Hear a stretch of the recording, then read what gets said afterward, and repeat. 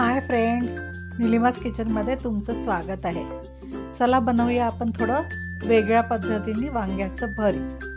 तर त्यासाठी मी अर्धा किलो वांगे घेतलेले आहेत। बघा, हे अर्धा किलो स्वच्छ धुवून घेतले मी वांगे आणि या पद्धतीने आपण याला कट करून घ्यायचं आहे। देठ काढून घेतलेले आहे आणि दोन भाग करून घेतलेले आहे आणि थोडंसं तेल टाकून आपण हे वांगे फ्राय करून घ्यायचे आहे। तेलामध्ये सर्व वांगे छान झाकण लावून आपण फ्राय करून घ्यायचे आणि शिजवून घ्यायचे, सोबतच ते शिजल्याही जातील। याच पद्धतीने आपण सर्व वांगे फ्राय करून घ्यायचे, पलटवून घ्यायचे, आणखी दोन्ही बाजूनी छान फ्राय करून घ्यायचे।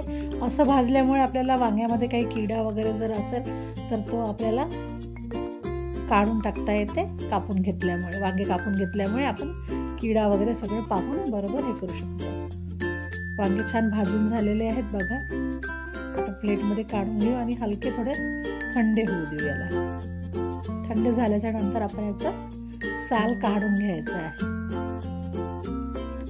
बघा, या पद्धतीने गरमच आहे काही थोडेफार, तर साल काढून घेत आहे मी। या पद्धतीने सर्व वांग्याचा साल आपण काढून घ्यायचा आहे। वांग्याचा साल काढून घेतल्याच्या नंतर आपण आता फोडणी तयार करायची आहे।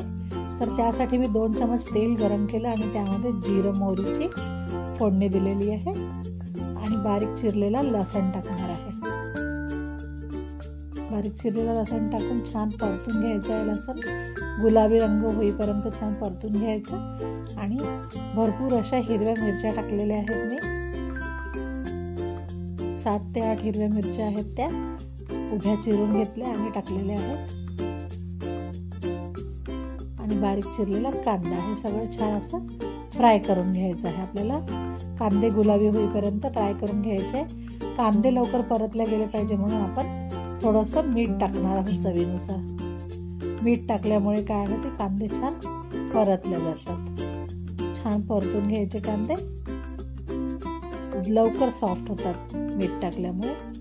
तर आपण कांदे छान सॉफ्ट करून घेतले। थोडासा कढीपत्ता टाकलेला आहे। छान परतून घेतल्याच्या नंतर त्यामध्ये टमाटर टाकलेले आहे।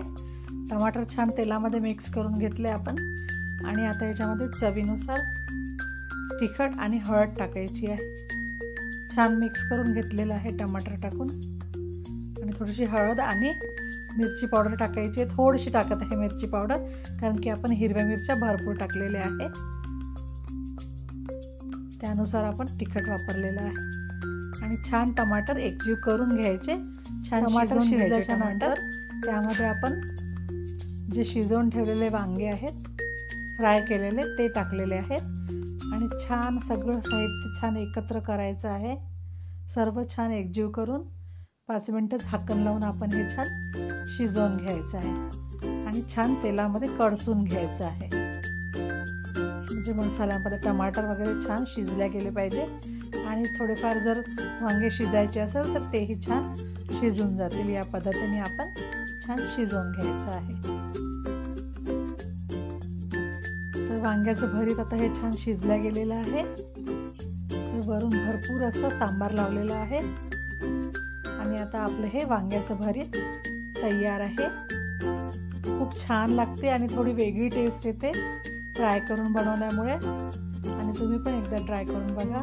व्हिडिओ बघितल्याबद्दल खूप खूप धन्यवाद।